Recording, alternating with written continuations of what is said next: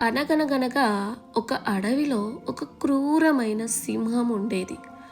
అది రోజు అనేక జంతువులని వేటాడి తినేది. అప్పుడు దాన్ని చూసి అడవిలోని జంతువులన్నీ చాలా భయపడ్డాయి. ఒకరోజు చిన్న కుందేలు ధైర్యం చేసి సింహం దగ్గరికి వెళ్ళింది.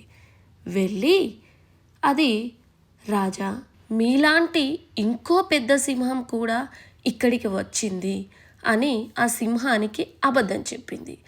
అప్పుడు ఆ సింహం కోపంతో కుందేల్ని, ఎక్కడ, నాకు చూపించు ఆ సింహాన్ని అని అడిగింది. తెలివితో ఆ కుందేలు ఆ సింహాన్ని ఒక బావి దగ్గరికి తీసుకెళ్ళింది. అక్కడికి తీసుకెళ్ళి బావిలో తన ప్రతిబింబాన్ని చూపిస్తూ, చూడండి, అందులో ఇంకొక సింహం ఉంది అని చెప్పింది. అప్పుడు కోపంతో ఆ సింహం ఆ బావిలోకి దూకింది. అలా ఆ సింహం నశించింది.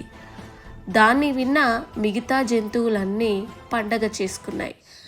అప్పటి నుండి అడవిలోని జంతువులన్నీ హ్యాపీగా ఉన్నాయి. ఈ కథ ద్వారా మనం తెలుసుకున్న నీతి ఏంటంటే, జంతువు చిన్నదైనా పెద్దదైనా బుద్ధి ఉంటే బలం అవసరం లేదు.